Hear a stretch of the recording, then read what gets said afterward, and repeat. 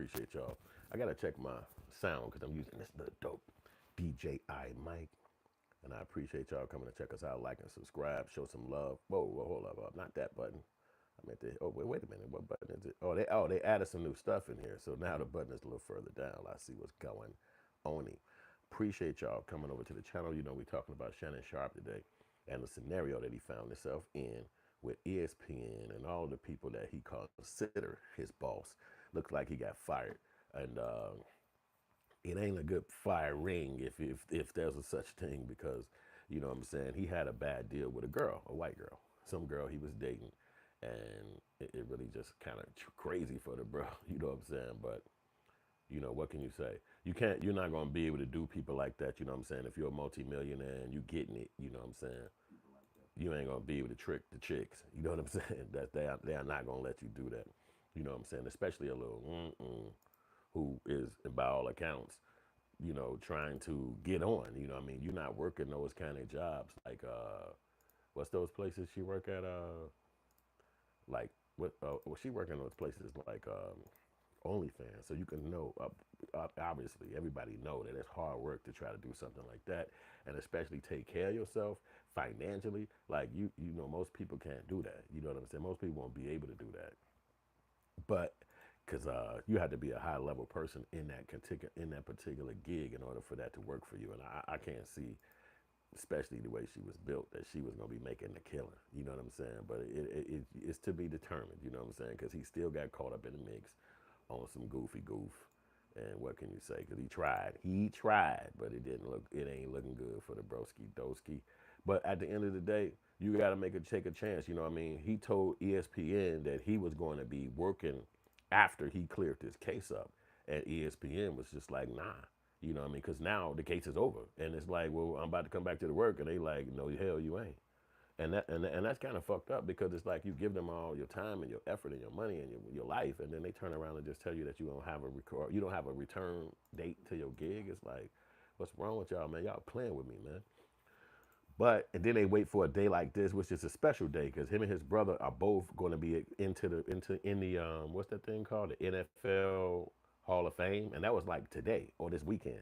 And then they make this announcement where you're not going to be working for the NFL, which is again doing a show, you're doing a commentary and all that stuff. So it's like, damn, man. But you put too many eggs in a basket like that, man. Like, when do these niggas consider themselves a boss? That's a question I have to ask. When do they consider themselves a boss? Because it's like if you making money and you got your own podcast, why the fuck you need ESPN? I guess it's a bigger check or something like that. But I don't think they see themselves as bosses. I think that they be mad that they are bosses. I be thinking that they just really just want a white boss. Like they will do any fucking thing to get it. Like I need a Caucasian telling me what to do, bringing me some forms. I bring them forms back, and then I tell them, and then they say good work, and then I get to get off work. I go on vacation. Maybe he go on vacation with me and my wife. And I don't understand these dudes. Like you got podcasts, you making millions of dollars. What the heck would you care about ESPN? Like why would that make some kind of matter in your life? But goofies is who these people are. But they got the bank account, and that's all we here for is to see what's going on in their life. But let's get to the content. Let me get y'all to this conversation about this dude. ESPN confirming to NBC it's cutting ties with its NFL commentator Shannon Sharpe.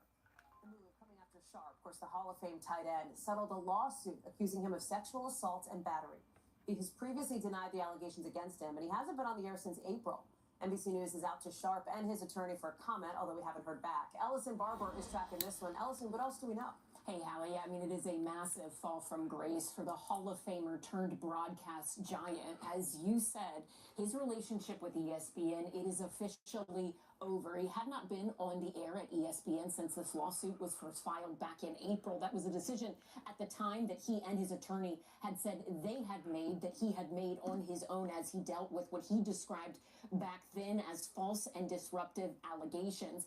But look, he's no longer going to be on ESPN, and this is despite the network renegotiating his contract and announcing an expansion of his role on the show First Take just last year. You mentioned it, but no comment from ESPN or Sharpe as of yet. The split, it does come 2 weeks after the attorney who was representing the woman who had accused Sharpe of sexual assault and raping her in the state of Nevada on two different occasions, one in late 2024 and one in January of this year. It comes 2 weeks after her attorney announced that they had reached a settlement on that lawsuit. The terms of the settlement were not publicly disclosed.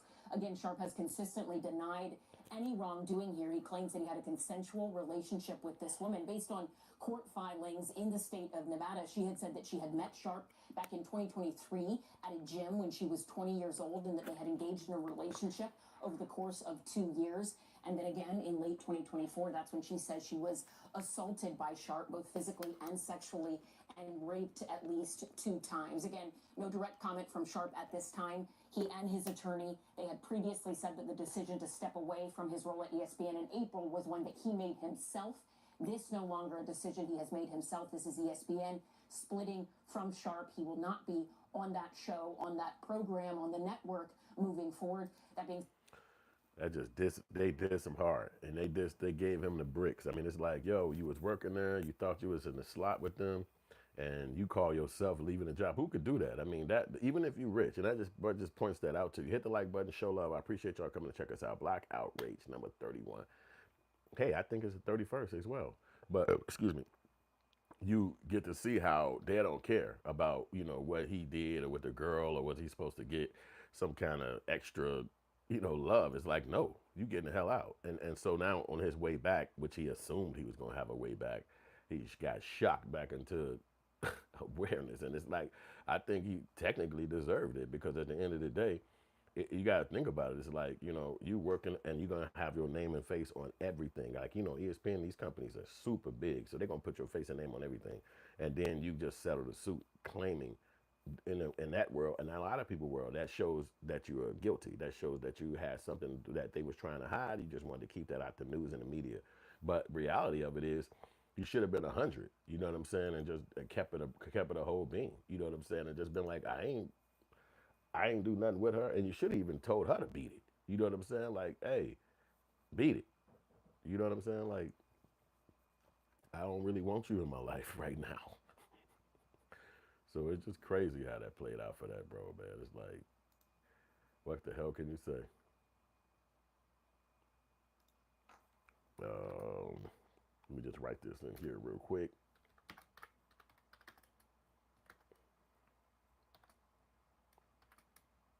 But the bro, he made himself have a stupid mistake being that crazy. But what can you say, man?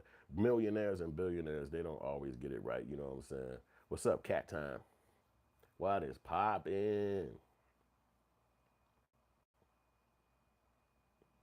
I appreciate y'all coming to check us out. Black Outrage number 20, number 31. And we kicking it right here, talking about Shannon Sharpe and how he played himself with the girl. And we're going to rock in here and go to another video, because a lot of people got something to say about this. Even Shannon Sharpe, obviously if this happened to you, it would behoove you to go out there and try to clear your name, because the people coming after you. What if you want to go into another network? What if it's 17 networks? You got ESPN, you even got Netflix, Amazon, Tubi. They could also start their own broadcast where it's considered to be sports. So it's like he can get up with Cameron and on their show. It's so many. You got all the smoke. It's like you don't necessarily have to be waiting around for these white companies to give you an opportunity. But again, status, because think about it. The fact that he was on ESPN, that's the only reason why the white girl wanted to give him some play. She would have never gave him no play if he was just a regular old dude. Maybe she would have, because she just OnlyFans rich. But, I don't think she would have gave him that kind of play. You know what I'm saying? But if she did, he was saying 25,000 a cheek. That's next level. Like, where do you even hear stuff like that at? You know what I'm saying? So we learned a lot about being rich, being a millionaire, getting caught up in trouble, how fast you got to get to them lawyers, because you see the lawyer popped out the woodwork on him. He probably didn't even know she was going to get a lawyer. And not only did they just come after him for money, they came on the actual TV. So it's a lot that comes with being celebrities. Let's get back to it. Hit the like button, show some love. Let's get this going. I really wanted to be about him, and I wanted to be about my family. I know this coming out will overshadow everything that he's worked his entire life for. And unfortunately, it didn't happen that way. And so, as I told him, as I profusely apologized to him earlier today, he said, bro, stop apologizing. You don't have to apologize. I'm your big bro. I'm going to love you regardless. We all make mistakes. And he says, bro, I love you. So I'm done with this. You done with it too. Move on. And I really enjoyed my time at ESPN. It gave me an opportunity to bring my audience that saw me really just grow. They saw me, Lakers in 5, and they saw me say all these analogies that my grandparents gave me, and I was able to bring that to ESPN. So I'm very, very grateful for that. But I just wish, of all things, like I said, hey, they did what they felt they needed to do, and I'm at peace with that. But I just wish, guys, this thing could have waited until Monday, because I hate the fact that I'm overshadowing my brother, the first two brothers in the Pro Football Hall of Fame, and this is what the headline's going to be for the next couple of days. So, bro, again, I know you told me this, I don't have to apologize, but I'm going to do it one final time tonight, and I won't apologize again. I'm sorry that I upstaged you in this manner. That was never my intent. You've been my hero. You've been my role model from as long as I can remember. And I apologize, and I thank all my fans for supporting me when I was at ESPN and every place that I've been, be it Club Shay Shay, Nightcap, Undisputed, ESPN. Thank you guys for your support. Damn. So he had to keep. They timed it perfectly. Like, you be thinking you in cahoots with people, or y'all down together, or got some kind of connection, and it ain't like that. They don't even like your ass. Jobs is weird, man. Jobs and management and all of that corporate crap is so freaking weird, man. It's like well, how do you expect yourself? Shannon Sharpe. So How do you expect to have friendships and shit if everybody could turn coat on you at a job? Even the bosses, the people above, smiling in your face, thinking you cool with them. Y'all got conversation, and then they could just hammer you like this, and it's supposed to be so corporately done that it's not necessarily a guy or a girl you can call responsible for, like, but you've been kicking it with them. Even the executives, the big name dudes, like, they know you, and it's like they chop you like that. Even though it's supposed to be a big weekend for your brother, the whole world of football and sports, they know about this, and it don't matter. It's like, get out.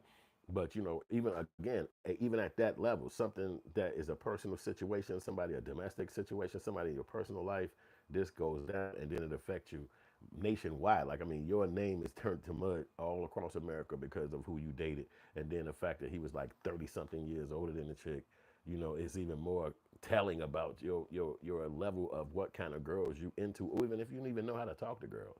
Because again, you got all these chicks that work at ESPN. They got condos, they got big cribs, they got money. They in a hotel. They traveling with the company. They in big hotels with you. They y'all having lunches at points, having conversations about the job. Ain't none of this stuff. They got the work husband, work wife. Ain't none of this stuff turning into no relationships or friendships that you could, after work, y'all both going to y'all bougie life. Hey, let's just meet up on this boat. Let's just meet up out of town. Like, y'all living like you could be having such a great relationship with some chick that's in the same level as you, financially at least, or close. But messing with a girl that's so broke, that's so down and ain't got nothing, then it seemed like you dominate. You on a Diddy mode. Like, I'm just gonna tell you what it is. I'm finna put this in the game. What up, Rick? Yo, you gonna listen to me. And the bro went, she was down. You know what I'm saying? She was down. But then, the lawyers pop in and they be like, hey, write it down. Tell me what he did. And then she write it all down. The lawyer read that shit and be like, this a crime? We can make this a crime? You sure this happened? This gonna take him down right here. And so that's really how that's gonna go. The lawyer pop in and be like, just write down everything, tell him everything that happened. Make a recording. I'm gonna read it while I'm driving. And it's what you're hearing it, and he could confirm anything, even if you could just have a claim. Because even with a phone call, having a sexual conversation phone call with your girl, that could be looked upon as crazy. Any personal thing that anybody have, 8 billion people, any personal thing that any human has that goes out that they consider private is gonna be embarrassing. If you tell people what you eat, if you tell people what time you eat, if you tell people what clothes you got or what you into, it's gonna be opposite of another human. Especially if they're from another state or they on the internet. They're not even gonna be knowing what the hell you even into in your town. You know what I'm saying? So it'll be likely that nobody's gonna be interested in what you're doing, especially in a bedroom. It can only be embarrassing. So for them to put that out there and him having to have a TV reality of a life, man, that can't do nothing but tear you down. You heard what they said about Diddy, those females that he knew. It wasn't some rumor, it wasn't on TV, it wasn't like this notion or rumor. It literally was the humans he was around 13, 11, 15 years, and they claim this what he do in the bedroom. So how's the world not gonna believe that? Then two separate girls who was never in a bedroom with each other together, they both claim that this happened and you was like this. So it's gonna be kind of no way you can wipe that off. So even if you keep your billions of dollars, the embarrassment can never go away. So technically, if you live in that media world on TV, you're dead while you're alive. And that's the craziness. That's the craziness right there. Because where is Diddy gonna go? Is it like a black cool dude that's gonna be, hey man, they just put a letter on the LGBT list for us. I'm like that too. Is it gonna be anything that he can connect to a group of dudes where he can get on a phone call on Discord and be like, yo, we all gonna talk about how we got? No, it's you, just you, the only one in the world who ever been busted out like this and put on TV. And the same thing with Shannon Sharpe. It's other people who has been busted out like that, but the phone call, your job on ESPN, your internet footprint, man, there's no you known probably in different countries. You know what I'm saying? So it's like these guys, man, they make sure they take down the biggest whale swimming in the room. They don't even care about none of that. The biggest whale swimming, you going down. So it's I don't know if it's nature about how that works. Let's get to Shawnee. What's up, Shawnee? Shawnee Brown said his arrogance got him in trouble. His decisions appear to be based off status. That's a great indictment because that's exactly what had happened, and that's what they took from him. That's exactly what they yanked from him. Like, yo, your status is yanked. But see, he could still reinvigorate and reverberate himself. He don't have to. You again, if you come from a boss mentality or I don't know, CEO mentality, you're not necessarily waking up to go fit in with other groups. So, for instance, if you sell syrup, you have a syrup company. It's other syrup companies. You're not gonna care about what they put in the ingredients or how much they sell. You're trying to get your jump off the ground. But these guys don't feel that. They see the ESPNs. These are so big of a brand, and they've already got some kind of connection with them being sports people that they want to be on the inside. And they just could be the check. It could be that he did this, and this is why they probably smack him upside the head. How much do y'all want for this suit? Okay, 20 million? Here. How much is my contract over here at ESPN for 1 year? 42 million? Okay, let's bet. Let's do it. And so they cut that. So now when you thought that money was going to replenish what you had to spend, it's cut. And that's what really the punches in the stomach. Because you really was probably, if you had to cut this check, you didn't know you was going to get fired. You didn't know they was going to renege on the contract. So you're assuming that, hey, I'll be able to go back to work and pay off that. Plus, I got bills coming in from this. You just thinking. And they call that count your eggs before it hatch. So now, what if that Busby dude is cool with the people at ESPN behind the scenes on some white people shit and can make a phone call and be like, yeah, he gave us this. And they'd be like, okay, cool. He out. Because that's confirmation that you did it. Even if you didn't do it, you wrote the check. So that's kind of like a payoff to me that alone. And a lot of people look at that as confirmation. So I'm going to get back to the message. Who we got talking next? This guy right here, his name Valuetainment. Let's see what he got going on. Let's see. Hit the like button, show some love. Bojangles said, did Shannon Sharpe get fired? Yes, he did. Rick Ortiz said, did Willie? I don't know, bro. You got to ask him that yourself, man. Rob, what page is the Shannon Sharpe story here? So Shannon Sharpe has had some issues, okay?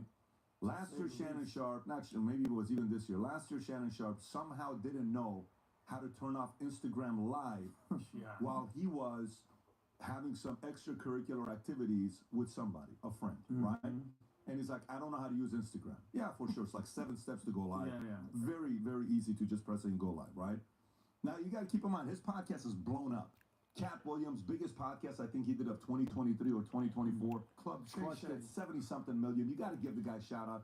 He knows how to get the eyeballs, and he has stayed steady doing what he's done. So shout out to him being phenomenal at the interviews he's done. Not just one, many of them. ESPN done with Shannon Sharpe after Bombshell, $50 million rape lawsuit. What was the 19-year-old girl? How old was some she? story, 20, 19, 20, 21-year-old girl. Something happened with the girl. She was a 19 or 20-year-old girl that he was hooking up with, or something happened there. All right, let me read this to you. ESPN severed ties with Pro Football Hall of Fame Shannon Sharpe, as reported by the Athletic Andrew Marchand on Wednesday, following a settlement of $50 million. Nevada State Court in April accused him of assault, sexual battery, and battery. The plaintiff, Jane Doe, That's obviously not the real name, I'm assuming. Right? Jane Doe, alleged Sharpe assaulted her multiple times in late 2024. In early 2025, Sharpe denied all allegations of coercion and misconduct, with his lawyer, Lanny J. Davis, stating the evidence paints a clear picture. This was a consensual adult relationship that included role-playing, sexual language, and fantasy scenarios. Sharpe stepped away from ESPN's First Take April after joining in 2023, saying, "At this juncture, I'm electing to step aside temporarily from ESPN duties. I will be devoting this time to my family and responding and dealing with these false and disruptive allegations set against me at ESPN." Okay. He's a good explainer, so he didn't break it all down. But I think he got Imagine bringing a WG white girl on his show, and that's who I was trying to get to. But I thought he was actually going to make a point, but he just kind of reading it out. So you kind of heard everything. April was when he walked away from the show, and he thought that that was good enough. You know what I mean? He's not there no more until now, which is July, so maybe 4 or 5 months. And he thought, okay, I'm gonna slide back in the gig, but you don't run it. You ain't the CEO. You can't determine that you just gonna come and think about this too, because I'm gonna look at it from the Walt Disney ESPN perspective. You just paid somebody a X amount of money for your personal behavior away from TV. We don't know exactly what you did. You're not gonna come in here and say it. And if you did, like anybody, you're gonna make yourself sound like non-aggressive, like you're a victim. So we're gonna let you back at our job where you was already here, and it's nothing but girls everywhere you look, fine, bad body bangers. You don't want none of them. That's not your cup of tea. We all probably thought that that's just wasn't what you was in. Because you know, at jobs, especially big jobs where there's thousands of workers, man, they be in them. Come on, teachers be dating each other in colleges. So you know a person that got millions of dollars coming in. It's easy for you to date somebody at work. It's easy for you to date somebody that just stopping by the building and leaving. But let's just say that's not your cup of tea. So now you coming back to the job on your own words. You gonna have access again to 90,000 girls. They right here. They was already here the first time you left. What you gonna do? You think now you just gonna come play it? You gonna now figure it out? Okay, I'm just gonna date a girl in the cafeteria. I'm just gonna date a girl who got a show at 4 p.m. No, you ain't having access to our girls no more. That's it. You couldn't come figure that out at first. You done, because that's exactly what he should have been doing in the first place. Looking at them bad chicks at ESPN, every color. You know it's gonna be a major amount of white girls there. That's what he into. You ain't seen none of these chicks as somebody of interest. So now you think you finna pop back in here and spend 20 over there, and then we gonna give you 60 or 20 or 30, whatever, and you just gonna go ahead and come revamp. You using your money to get chicks, but you don't have to do that. You could just use your personality. You could just use conversation. You could use laughter. You could use your thing you're into, whatever, sports. But you using money to get girls. So you have to spend a big check on one, and eventually you're gonna be doing the same thing. But think about it like this. Again, Disney. This is Walt Disney. This is the rich white people. If you let this predatory person back at the job who already spent money, any girl he talked to could easily sue you and say, yo, he said this to me. He touched me like that. He hit my butt. What? Oh, no, I didn't. No, I didn't. Yeah, you did. Okay, now we back in court. But he ain't going to get sued. The company going to get sued because they hired him back. So they have to be thinking from a legal, from a tort, legal, responsible, corporate responsible. They can't let nobody who pays some money to somebody who he victimized in his own payment out claim. Now you're gonna come around with all these women at your disposal? No, because they're gonna come after me and say, "Yo, you hired him. You saw it on TV. This dude had to pay a fee. He didn't tell y'all what he paid. He didn't have to come and say nothing to y'all. We just hired him again because he was a big celebrity. I bet. Now you got to pay me." So they got to think like, nah, you can't come back in. Because if you want white girls, they out in the world. You might as well just go get them out there, man. You go on a hike or something. I don't know what you got to do. Don't come up in here and let this be your max spot, because you could have macked on them the whole time. You could have had access to all these girls. You could have had 3, 4 at the same time. But what you into is it ain't here. So nah, you can't come back. And so that's really why he ain't working at that job, because they had to be thinking about, if I let you back in here, you could victimize other people, and it's gonna come down on me. And them people gonna be lying if they would let him back in. They could just make it up. 3 girls could come and say, he said this to us. He talked to me like this. They don't even have to have proof. You know what I'm saying? Because you already paid out that kind of situation. So let's get back to the message. Hit the like button. Show some love. We rocking out here. Schmear said facts. And Rick got that crazy statement up there. I'll let y'all read that. Hit the sound. All these people, because this just seems to be a rinse and repeat story of all of these big names, a lot of them sports that have gone into television, what have you. Accusations come out, then you got lawsuits, then you got your network involved, then you got, salacious details, and then you got more accusers that come out. And first of all, don't do gross things and don't hurt people and don't assault people. First and foremost, I think that's a given. But also, to these people that are in these positions, I've lived by a rule. Don't mess with anybody who has nothing to lose. And by that I mean, not only don't do bad stuff, but if you are a public figure, or if you've got money or fame or a platform, you have to be really, really careful who you spend your time with and what you do and how much you divulge. And it's unfortunate. That's part of the reality, though, of being a public figure, because this kind of stuff can ruin your life. He's got money. He's not going to go broke, we don't think. He'll weather this fine, probably get another gig, do his own thing. But this cloud is going to follow him around probably for the rest of his life. And if it's true, then he deserves it. If it's not, well, that's just more damage from the Me Too movement, that we take everybody's word as gospel now. I actually love that advice. Be careful associating with people that have nothing to lose. It is so flippin' true. Like, hey, you're hanging out with somebody, they're doing dumb stuff, they go to jail, they don't care, you can lose your career, everything. That's a very sound advice to anybody that's even younger coming up when you're doing that. By the way, a couple of things I want to give you when Vinny, I come to you. Yep. Here's a girl's name, meet Gabrielle Zuniga. If you go a little bit lower, Rob, that's her. Rob, you could have chosen any other picture. You chose that one, Rob. I mean, there's like plenty of pictures you could have done. But all right, so that's the girl. Now, I at the same time went online and typed in what his career earnings was. In the NFL over 14 years, he made $22.3 million. $22.3 million, Tom, in 14 years. Not a lot of money after taxes, after agents. So he hasn't made a lot of money. Okay, and he's probably spent a lot of that. Now, YouTube. Can we see how many views his YouTube channel got last 12 months? What did Shannon Sharpe's YouTube channel get last 12 months? Can you just go to ChatGPT and ask it? Will it show you or no? I just want to know how many views it got. So if you go into Club Shay Shay, okay, he's gotten 1.1 billion views in the last 12 months. Wow. So you take 1.1 billion views, okay? That's total views. Let's say last 12 months is 300 million views. 300 million views, Rob. If you get $4,000 per million view, $4,000 times 300 million two, couple $1 million. So it's not like it's that much money either. At Spotify, at sponsorship, let's say his podcast is making a 10 million a year, 5 to 10 million a year, so he's got money there. I don't know how much his ESPN contract was. Online, they're saying his net worth is 14 million. I don't even know how much he settled for. Is this a $50 million settlement that he did, by the way? Is that the number that we're reading? That's what I think she. Well, you see, they break it down. They went to the numbers. Yo, hit the like button, show love. I appreciate y'all coming to check us out. I'm going to read y'all message, but why don't you hit me with a donation? Hit me with some over there on the side. Show some love. You know what I'm saying? It's Black Outrage. We're going crazy. Talk about Shannon Sharpe. In a minute, we're going to go into the other conversation, which is Gil Arena and what he went through. But I'm going to read y'all messages real quick. I missed one. Shawnee Brown. So Shawnee Brown said the celebrity show-offs always get caught up in foolishness, but black men get the spotlight and other nationalities don't stay in the headlines with such scrutiny.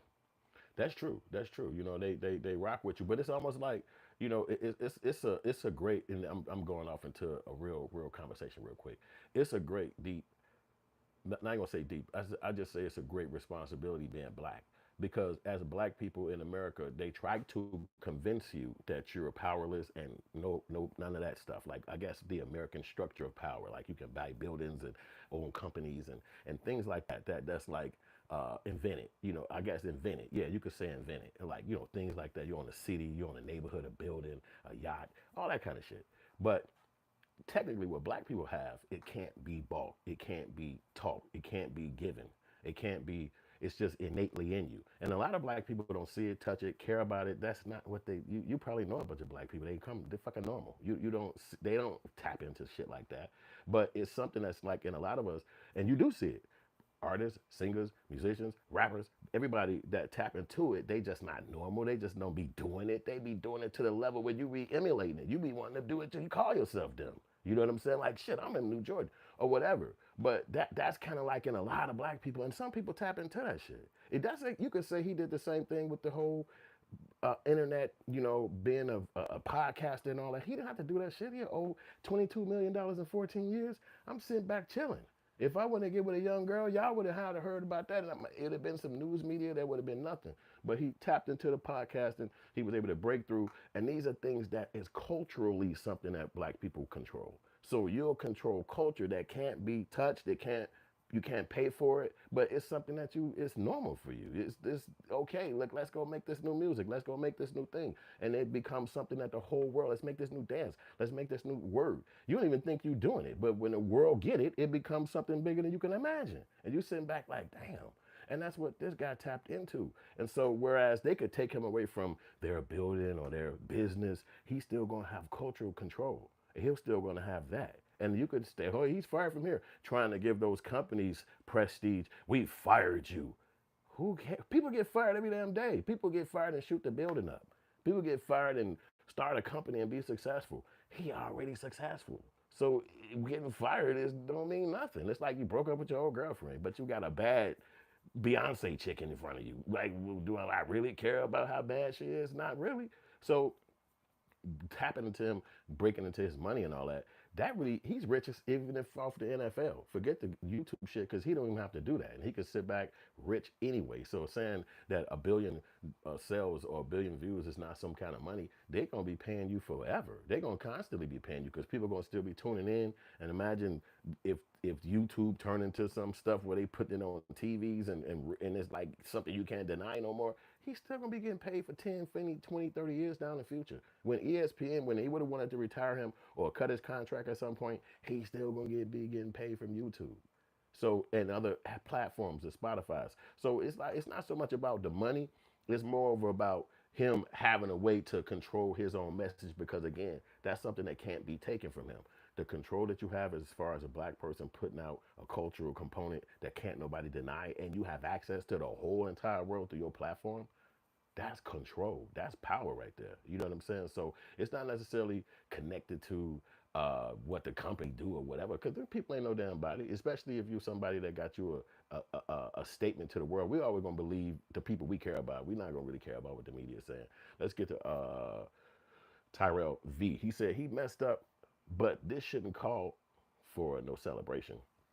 Yeah, I mean, but some people do like to see the fall. You know what I mean? Just like the rise. You know, it's media, it's TV, it's you know what I mean? The rags to riches, and then a person from the riches go back down. It's basically something to pay attention to. It's something in media. It's like, wow, did you see that? Can you imagine somebody so small took down somebody so big? It's like, damn. And then it was over, SEX. It's like, damn, you couldn't control yourself. So it's just something to pay attention to. Yo, we got Tyrell. He said for it. Yo, hit the like button, show love. Daryl Johnson said, let them be a reminder to all men. Don't think with the wrong head. Yeah. Because everybody going to make that mistake at some point, especially when you're young. That's what make this really a salacious story. This dude, 56 years old. You would assume he had these type of events and kicked it with girls and been in people's face. And you would assume that. You wouldn't know, because the NFL, girls everywhere, the hotels, you're traveling. But he really could have just been a focused person in there, hitting the weights, running and doing his stuff. Like, I'm going to get in the Hall of Fame one day. Like, he could have literally just been focused and didn't care so much about that. But now you older, you know, everything coming at you at once like this. You got all this support from people who rock with you. It's like, I want this to work. I'm good. You know what I'm saying? So we'll see what the other message came in. Blacks don't get, okay. Well, I think what my bro said, Tyrell said, especially blacks don't get the luxury of making mistakes. Nah, not really, they don't. Jay Money said, what up, Unc? Keep spinning the word. Respect. Appreciate you, bro. Steve O'Stunner said, some people call it soul. That's the facts. Some people did, yeah, especially before our time. And Tyrell said, I feel like other African descendants and Africans also don't. Wow. Yeah, I believe that too. I think that, that was a cold one right there. I think I'm going to read that one again. He said, Tyrell said, I feel like other African descendants and Africans also don't. And I agree. Yo, Shawnee Brown, Wow, I appreciate you so much. You the one. You the one. You the one. You the 1 million. Let's say that. You the 1 million. I'm grateful for your support right there. You know what I'm saying? Thank you. Thank you 1 million. She's showing love. Everybody show love to Shani Brown because she just made it happen. Yo, so and I say Tyrell, I feel like that's a deep point because I agree with you on that. That's why I'm agreeing with. I really agree with you on that. You know, when I thought about making a podcast called Black Outrage, I said, but you're not gonna be able to fit in with white people. As soon as they see this, they're gonna be like, nah, what? Why would a black man do that? And I said, it's probably got to be somebody else out there that got a podcast called Black Outrage. There's fucking millions of us. I mean, come on, we always talk about what we deal with as black people. I know it got to be, and you couldn't find it. And I was like, well, wait a minute, so it's not. That don't make no damn sense. I said, so I'm the only one going to have a podcast called Black Outrage? I said, hell yeah, perfect. And then I started talking and I started having communication and kicking it with people. And I like it because all of the stuff that we can discuss over here, they won't talk about it because they're trying to fit in with the other race. And it's not that that's a bad thing. There's nothing wrong with it. I'm not dissing it because if that's what you're into, if that's what you like to do it. But my point about it is that the message still got to be said and heard, and that don't mean if I gotta get kicked out or nobody likes me, then that's a part of life. I mean, you just ain't gonna fit in with everybody. But the message still should be said and get out and spoken on because it's not even just this subject, but all the other subjects we talk about, it need to be talked about. I just believe that. Tyrell said, I feel like other African descendants and other friends don't understand us complaining since most of them are majority in the country and not the minority. And that's a fact. I got to read that one again. Tyrell hitting it up. That's a point. That's a point. Tyrell said, I feel like other African descendants and Africans don't understand us complaining since most of them are majority in a majority country and not in a minority. And that's so true because, again, why is it salacious and big news that somebody like Shannon Sharpe getting fired? Like, it's probably 4 other people got fired at ESPN. You don't even know who they are. You never heard of them. Like, they got no name. You know what I'm saying? They mamas and cousins and family like, what? They let you go? Was you over there working with him? Like, nah, I was waiting. I didn't even see him. And it's like that. You know what I'm saying? So it's like, but the fact that black people are so highlighted in America, you know what I'm saying? Like everything you do is like news media for real. And it's just like that. I even said something, if you think about it, you walk in Walmart, you walk in Target, we all do. We walk in these stores all over there, America. And I said, who owns Vandy Camp? You will never know who the person is walking around. If he was standing in front of you in a store, you wouldn't even fucking know who he was. You would not know. Like, but the black people, super celebrities. Jay-Z, Oprah Winfrey. You go in any store, walk down any aisle. Who owned Nabisco? Who owned Quaker Oats? I know it's some CEO. I know it's some person that actually is running it. Where is these people? Like, who are these folks? Like, who is these brands that you walk down the aisle and there's so many company names all on both sides in every single aisle, but you never see these CEOs. You never see, and they making money because shit, you just bought one, whatever it was. But you never see these people. Every single black person who got any kind of connection to white people in any kind of way of a celebrity, you know exactly who they are. You know exactly how much they make. You know exactly what neighborhood they came from. You know exactly what their mama name is. You know exactly who they are. You know exactly what school they went to. So why don't we know about all these other people? What about if I was engaging and wanted to know about them? That person could walk up and slap the hell out of me. They say, who the hell slapped you? That man right there. You mean the CEO of Welch? You mean Welch grape juice and all that juice? Yeah, that's who that was. Like, what the? I would have never known. We don't know. We don't get to know these people. You would not know who they are at all. But on the black side, if they do anything, you know exactly who they are, how much they make. So that right there to me is something inquisitively different. I've been wondering about that. Like, why do we know so much about the black folks, but all these stores I walk in, you don't know none of these damn people. Let's get back to Tyrell News statement. He said, don't feel like the internet divided us more than brought us together. There are more bots and AI on here, ninjas pretending to be one of us, than the real people creating fiction. Yo, I agree with that too. Yup. Yeah, yup. Tyrell said, majority of the negative comments are trolls. Okay, cool. Thanks for telling me that. I don't be knowing all that shit. Rick Ortiz said, man, even if those people got baby oil up, they put themselves in that situation. They could have not go to Diddy. They could just not go to Diddy. Like,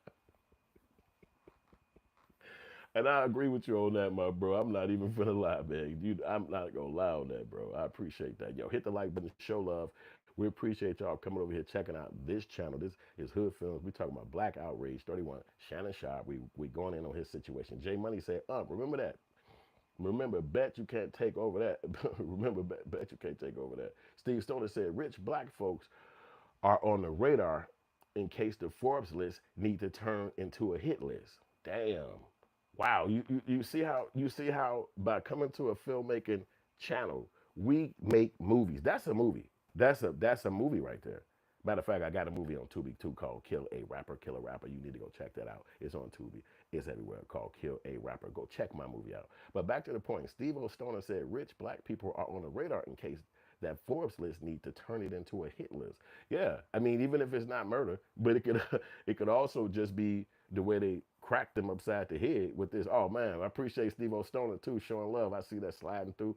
Oh, you got a little like button on the side of it. Okay. All right, all right, all right. Hey, I'm grateful for that too, man. Thanks for the love. Thanks for the support. Thanks for that, man. Y'all showing mad love. And I'm super grateful for such an activity. Yeah, so let me get J Money message in right here. J Money said, wait, is BET still a thing or did Breakfast Club take over?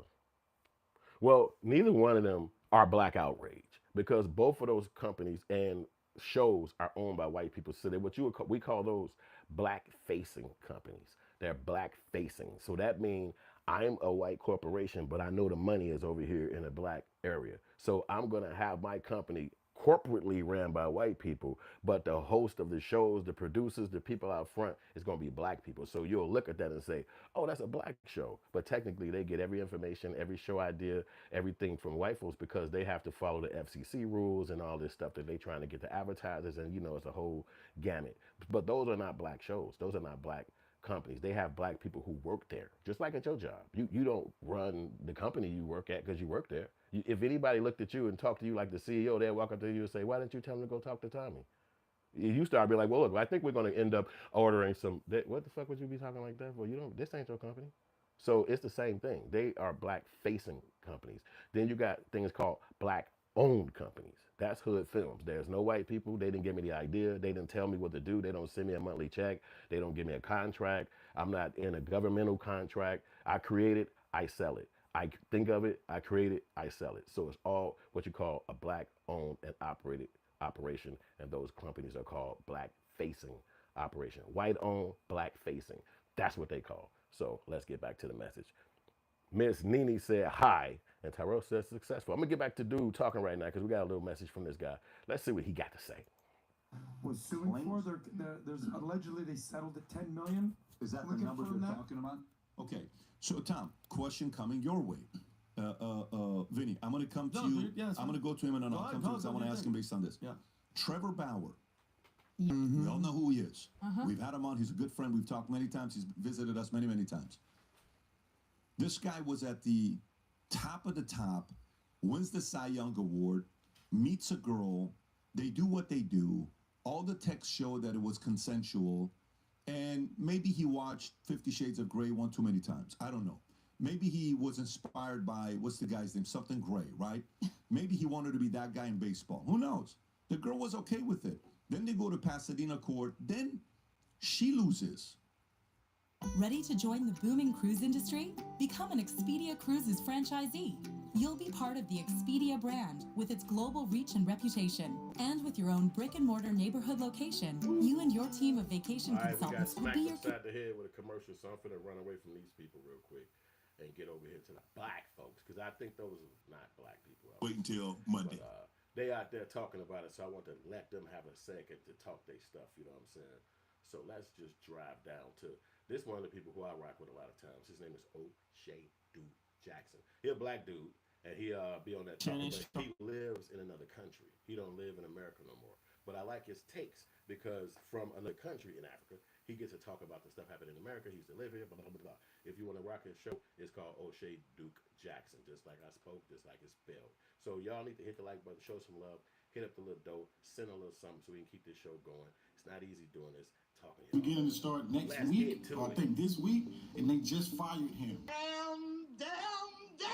Shannon Sharpe had left Fox Sports in 2023.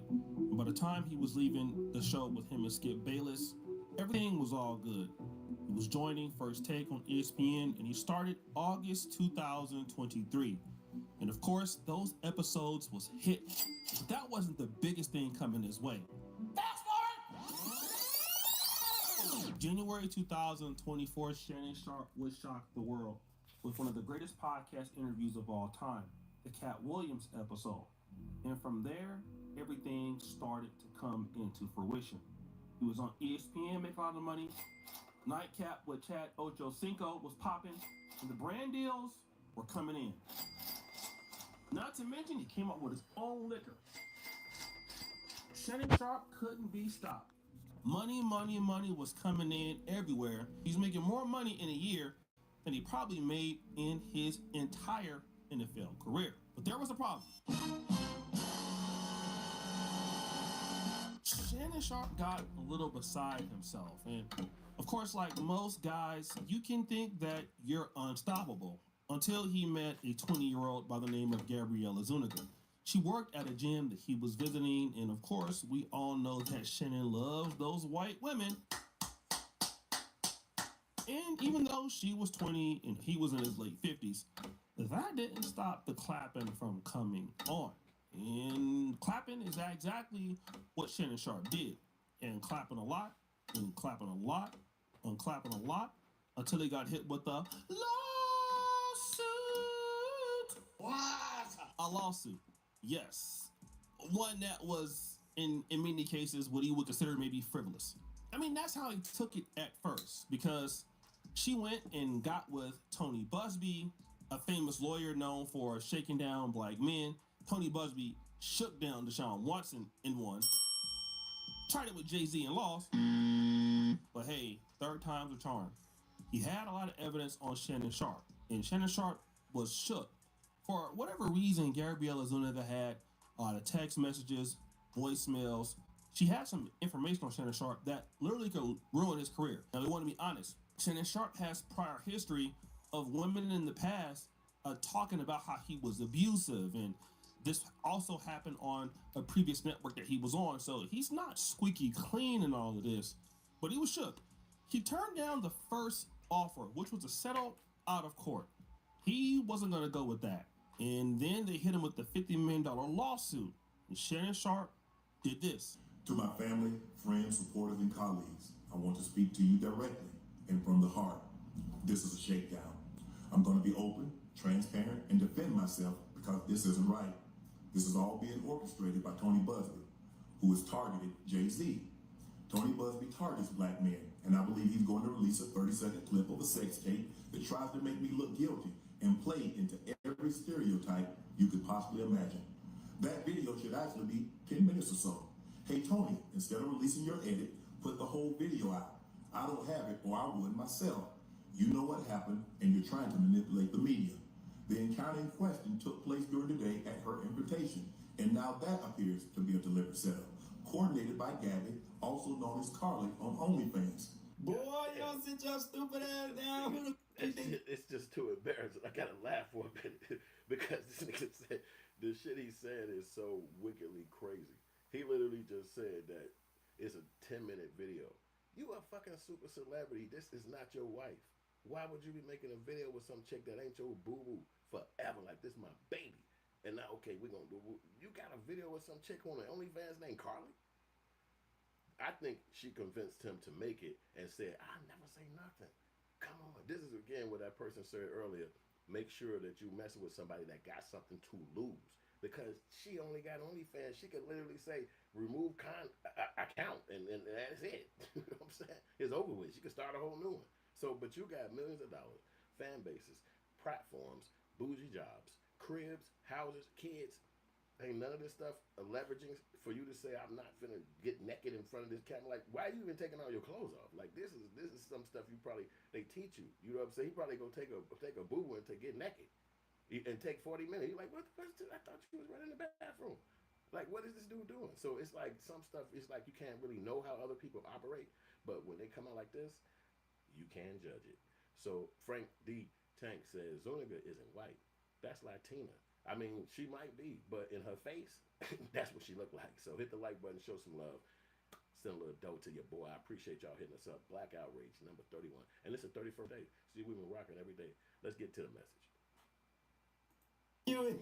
No, Shannon Sharpe did something that was a buster move. He mentioned Jay-Z, which I thought was weak. Like, bro, like, Jay-Z wasn't in the room with you when you was clapping cheeks. He's right, you know. But again, he thought that everything was going to go his way.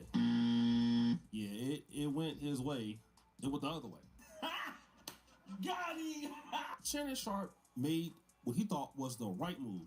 He'll step away from ESPN and handle this, and once this kind of goes away, he'll come back to the network. Sounds smart. You don't bring any drama to your employer while you're dealing with your dirt. Handle your dirt. You come back to the network. All will be good. But then something happened in the meantime. Shannon Sharpe decided to go ahead and settle. We don't know how much money it was, but people started to believe that he settled for $23 million. He called black women gold diggers. He told his own children, that he should be the last option that they are able to call whenever they need help. He didn't even want to pay for his own, I believe it was his daughter's wedding. He was a willing participant. He was a willing participant in every single thing that he did, and I don't feel sorry for him. The universe sent him signs.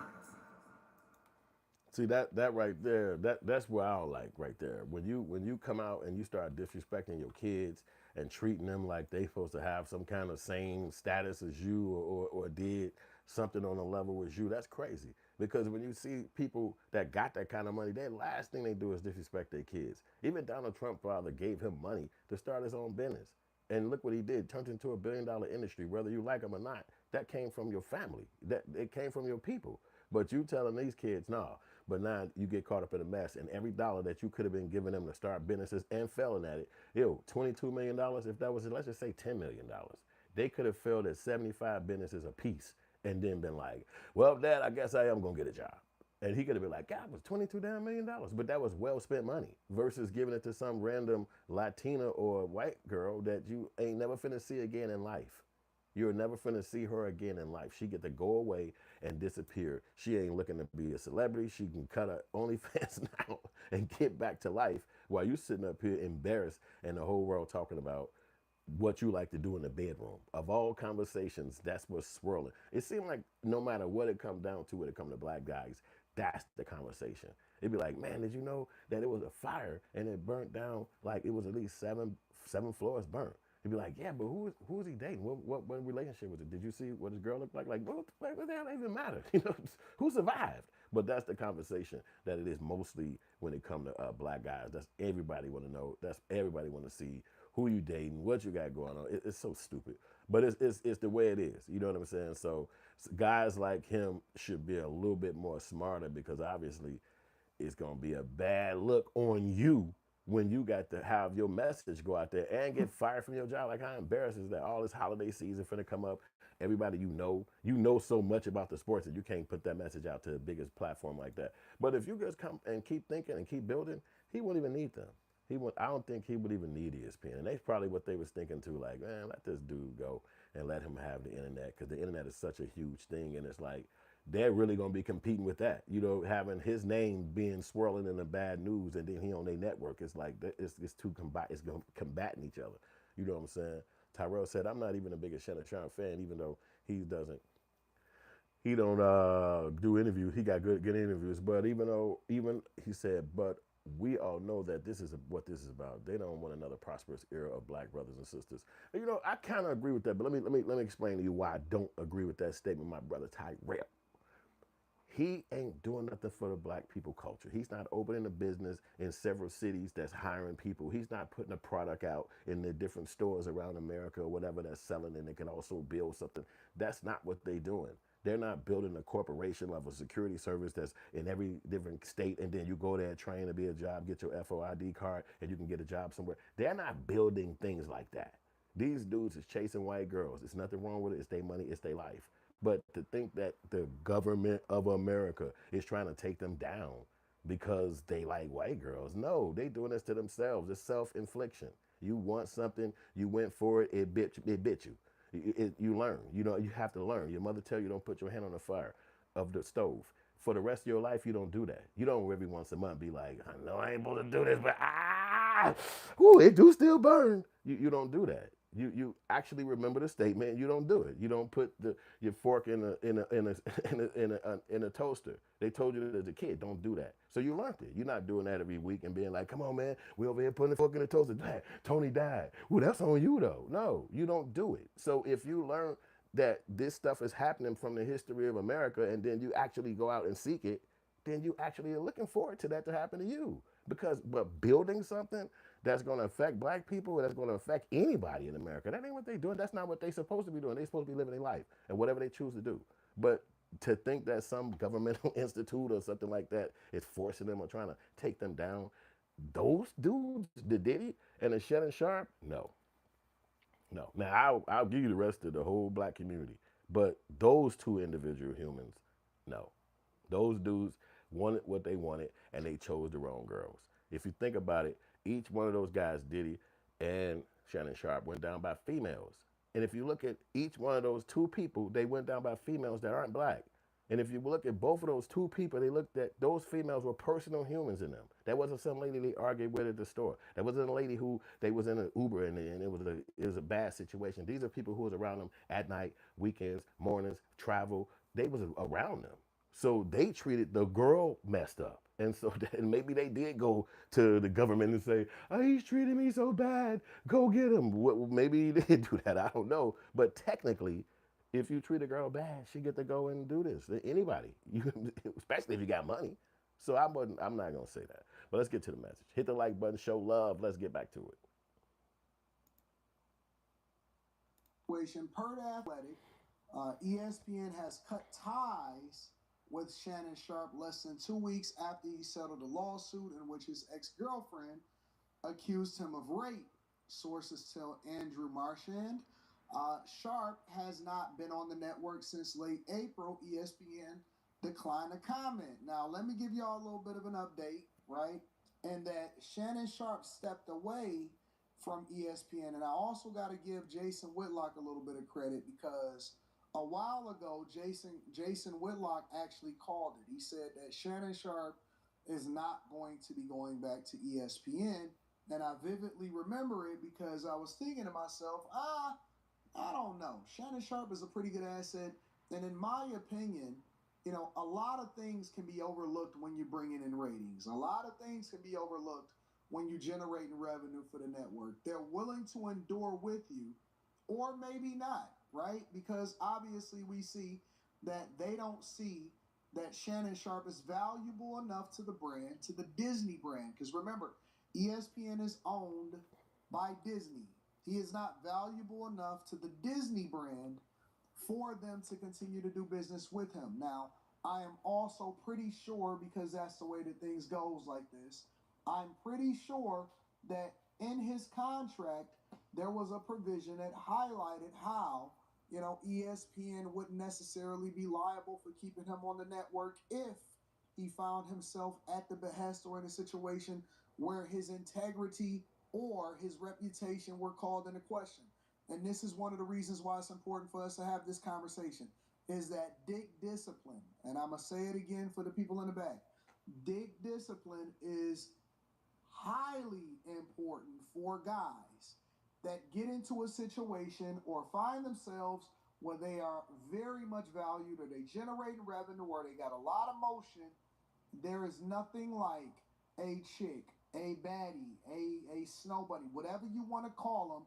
There is nothing like a woman to stop the motion that has a very, very highly efficient fleecing lawyer on their side to help themselves retire at your best. And they successfully did it. They successfully finessed.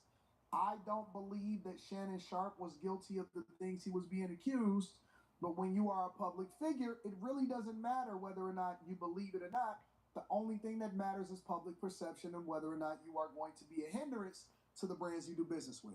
Now, yeah, well, that's a good little analysis right there. But I do, yeah. I mean, everybody got their opinion about this cat, Antoine Daniels, Anton.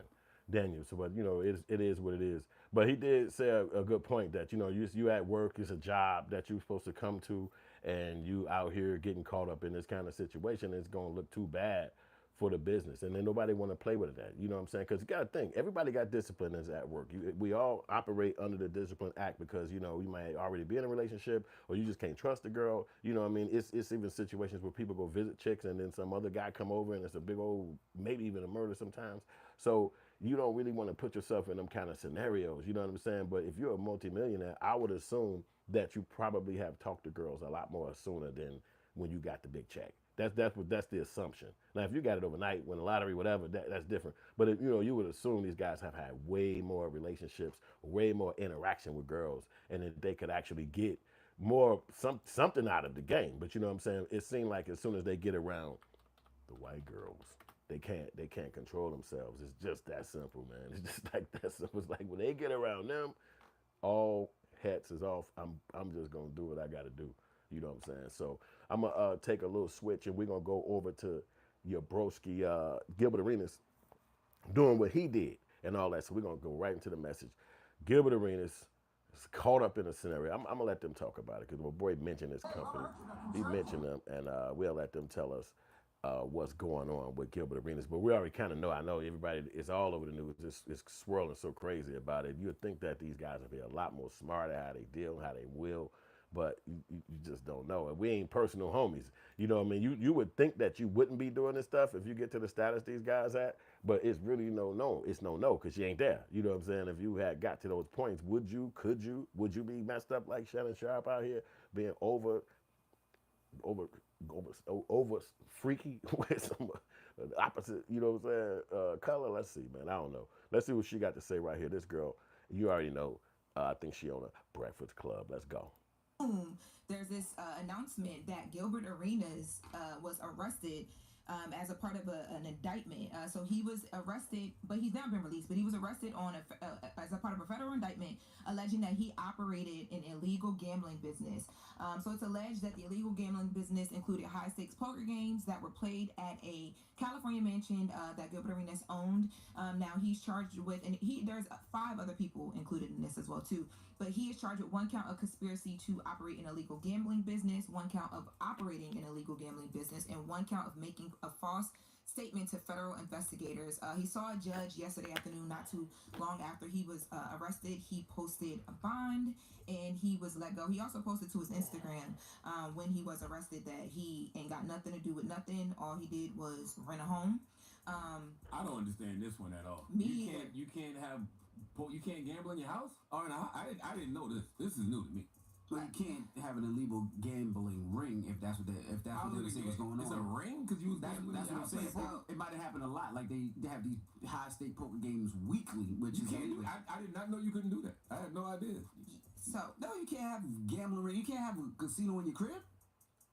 See, now you saying something else now. Well, let me tell y'all how the indictment broke it down. So the indictment was unsealed. That's why we were able to get the details. So basically it says that Gilbert Arenas, or alleges that Gilbert Arenas and the other defendants operated this illegal gambling business. So what would happen was there was this mansion that Gilbert would rent out. And then they would invite people over for the game. So they would host these games, and they would have, women who they would charge a tax that would act as like the women who were like serving drinks, providing massages, and offering companionship to the poker players allegedly. No sex though. No sex listed here. No. Yes. Then they would have. You just be volunteering information. No, I'm just saying be clear because when you start hearing painful massages and stuff like that, that's what it starts to sound like. But go ahead. I understand. I just want to make sure it's clear. Yes, and then they allege. Shut that man for a while, please, man. Let me be trying to lead the witness, man. Hey, that's kind of crazy though, because the way a person like him, the Gilbert Arenas, is so simple. If you're a federal agent or a filmmaker, because I ain't no damn federal agent. It's simple. This is not a hard case. This is so basic. That's why he had to go get 3 shots of a charge, because he's trying to stay back. He's trying to keep his name out the mix. But it's so simple. I mean, like, this is not even hard. You know what I'm saying? The fact of the matter is that you're not in the NBA no more. You got kicked out. You got let go ahead of time. So that means the money that you had is what you got. Just what you got. You got to live with that money.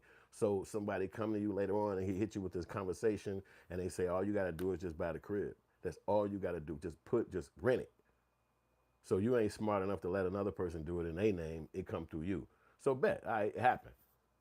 They hit everybody over the head. Everybody tell on you. That's really where it go down to. So when they come to interview you, you instantly say, no, I ain't got nothing to do with that. But you don't know that 7 other people then said that they initially thought, who we gonna get to rent this? And everybody said him. And then you went and did it. That just put you in Puerto Rico right there. The fact that other people could corroborate that you knew about it ahead of time and you said, I'll just do this part. Bam. That's not a hard case. It's simple. And the fact that you signed any forms or you had any conversation with these guys prior to this effect of them being arrested, they don't even care if you had the conversation with them. You in cahoots with them. So you automatically gonna get smacked upside the head. That's so weak and so basic. However, he put himself in that situation and you gotta go down for it. I mean, come on. You an NBA player, you had dumb money. Well, I don't even understand gambling because, I mean, as I said a time before, my father told us as I was a kid about gambling fever. And so we was children, so we was like, what do you mean? Gambling fever? What, you get sick? You got to lay in the bed like a fever? He was like, no, gambling fever is when you start winning and you can't stop. And it feels so good that you're winning that no matter how much you make, you can make $1 million while you're winning, you will end up spinning it right back. And I mean, you a kid, you like, if I made $1 million gambling, I'm leaving. And then you get a little older, you start playing around with some kind of gambling, whatever area you're in, and then you start winning. And then you start saying, oh my God, I didn't even know I was this good. Then it hit you in your head like, oh, this gambling fever? And you be like, yeah, I'm stopping. I'm done. But otherwise, if you didn't even, my father told us this when I was a kid, because I was a young kid, but I just never forgot it. So maybe these dudes was gamblers, you know, people who gambled a lot, basketball player, whatever, they gamble. And then now somebody coming to you with this idea and it's like, hell yeah. And then you got a whole ring happening, 20 people, girls, food, cars, valet parkers. Come on, man. Y'all ain't got no corporation. Y'all ain't did no effect. You just basically like, I don't know what they doing over there. I just got an Airbnb. But white people been seen through that, man. They been knew the people operate like that. Come on, you should have saw that coming. Come on, man. They not the smartest dudes in the room. Come on, man. Either you in with them or you ain't in with them. Because as soon as something go down, people are going to tell. That's it. Now you talking about a ring, you talking about 15 people, 26 people involved, even if it was 4 people, somebody gonna say something. So let's get what Gilbert Arenas got to say. He looked like he made a statement over here. Let's see what he said. You better not. You can't hold me, baby. You can't hold me. Hey, look. Free.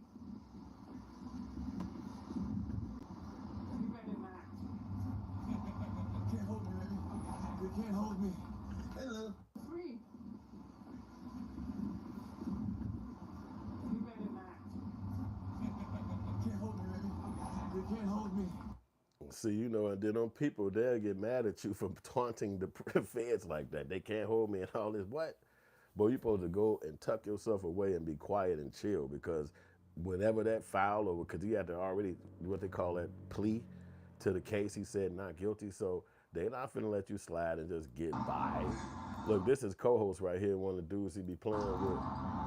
God damn, man, we just got out, man. I just got out, man. I do fingerprints and shit, man.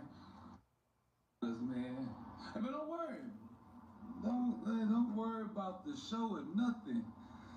Gilbert, don't worry about Gil's Arena. I got that now. We might as well just change the show to Swaggy's Arena. And in conjunctions with Gilbert, we're gonna put a little Gilbert sign on the side. It's still Swaggy's Arena until you come back home. And once you get out, it's back to you. But for now, I got it. I got that. All right, just welcome to Swaggy's Arena, y'all. In conjunction with Gilbert's Arenas, we gonna have just your name on the side. It's still going. And don't trip, cause where you going, you can be comfortable. They got TVs. I'm gonna send you all the updates. You can make all your bets on Underdog. I don't know if you can call that a homie that'll try to crack jokes on you when you literally facing going down for real, like they trying to pop you. You know what I'm saying? That's crazy, man. Steve O'Stoner said, gambling fever sound crazy. Yeah, I swear to God. Oh, you never heard of that though? Damn, that's crazy. You know, you be thinking that other people heard this stuff, you know, because just in life. But I remember, damn, you know what? You never heard that. That's crazy. You be thinking other people heard this stuff, but before my man told us that we were shorties. But that obviously it's a feeling. It's not sickness and you go into bed, but it's like a feeling you get. I mean, man, that's crazy to think that nobody else heard that. Razor said he was gambling Israeli. It's not the white people. He said he was gambling with Israeli, not white people. I think Israelis is white people. But hey, I don't know. I ain't never been over there. Razor said that show is pretty awful. Well, I mean, I like it a little bit sometimes, but it is corny because they just talk about basketball. I mean, who can't hoop? Everybody play basketball. It's not like it's specific, but I guess they old NBA players. But they actually be arguing a lot and beefing with each other on there, and that's what kind of keep the show having a little bit of, fun or whatever, with it. But but it's crazy how that works. You know what I'm saying? But oh boy, Gil's Arena is locked up. Let me get back to the matches, see what else they got over here talking about them. Yeah, everybody going crazy on that little message with him. Was Gilbert really that guy? Oh my God. This is who he was. And this is no lie. If Dame Lillard and John Wall were combined, was Gilbert. He was as fast as John Wall, and you could shoot like Dame Lillard, bro. He was the first person that shot a three and then just turned around. They changed the rules. They were about to come up with the Gilbert Arenas rules saying that, like, hey, we took the risk on this player, and now we can't afford to keep him. And so they wanted to come up with like a rule so they could keep their second round picks or limit their pay. Gilbert should have been a Hall of Famer. Was Gilbert really that? I don't know, but I know he had brought the gun to the NBA, and they got on his head about that. And then what was they saying that the guy who he brought the gun, he was beefing with another NBA player, and the guy who was the other guy, he got kicked out the NBA not too far after that. He left. In his own personal life back at home, he actually got caught up in a situation where he had to kill somebody in real life. And the person was trying to rob him. You go back home from the NBA, you got diamonds, necklaces. You're not in the NBA no more, but you still got the money and everything. But it's nowhere else to go but where So his friends is from the hood. He go back to his neighborhood. They telling him, man, stay out the hood, man. He like, oh, where else am I go? So he just over there. And then it happened. What he didn't want to happen happened. Somebody ran up on him trying to rob him. And he did what he had to do.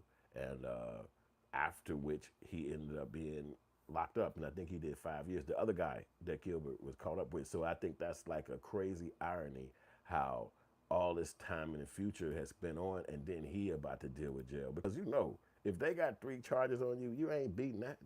You ain't beating that. I don't even know how he was connected with them guys, but I mean, if he was in any cahoots with them at all, he ain't beating that. You can forget it. You going down. You know what I'm saying? We say Razor said.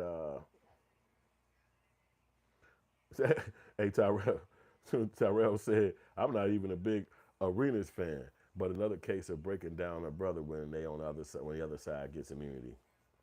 Now, I wouldn't deny that, but again, it's the whole celebrity punch. People know this guy. People know, and then again, it's being done with your money. You know what I'm saying? You a legal person. Like you didn't go to jail in your 10s, your 20s. You didn't go to jail in your 30s. Like you a legal dude. Like you literally operate your life above board. Your name's in the media. You drive down the street, the police and everybody gonna know that's your car. Your kids might be in the NBA in the future. So it would behoove you not to get caught up in nothing like that. You know what I'm saying? Like it should just behoove you. But I think that sometimes guys being so away from it. It's like the Shannon Sharpe. He in the gym. He working out. He not around what me and you around. He don't see all those things that maybe you've seen it 5 times already. So now it's not nothing that you don't care about that. But he see it the first time and it's like, oh wait. This I've been waiting on this. You know what I'm saying? So they finally Arenas is around to get around some some tough people, some street guys, some underworld kind of people, and he want to be around that. He want to know what it's like. Like, yeah, okay, I just want to be around that because I ain't been around that. I've been in the gym. I've been hooping. I had to go to practice. Then we traveling. They ain't had a chance to have those experiences. So now you get a chance to do them, and it could be, you sitting your butt down. You know what I'm saying? After, obviously, he probably wouldn't think that it was that illegal, but but just by being to say, oh, I didn't even know it was happening. They ain't finna listen to that. They not finna listen to that. That's what they were doing. Nah, you can forget that move. Especially now I'm back to what you saying about the color. If you think you're gonna be black, you're going in there saying that I had no idea. Nah, you will not be doing that. You can forget that one. You know what I'm saying? Razor said they Probably one of the guys he was gambling with on some other charges, but couldn't, so they settled for the gambling. Well, I mean, that's a white lady who I saw on TV this morning. Let me see if I can find her. She lived next door. This is. I want you to see how this white lady look, because that's telling, just by how the neighbors look. Now we rented a crib, but you rented a crib next to this lady. Why?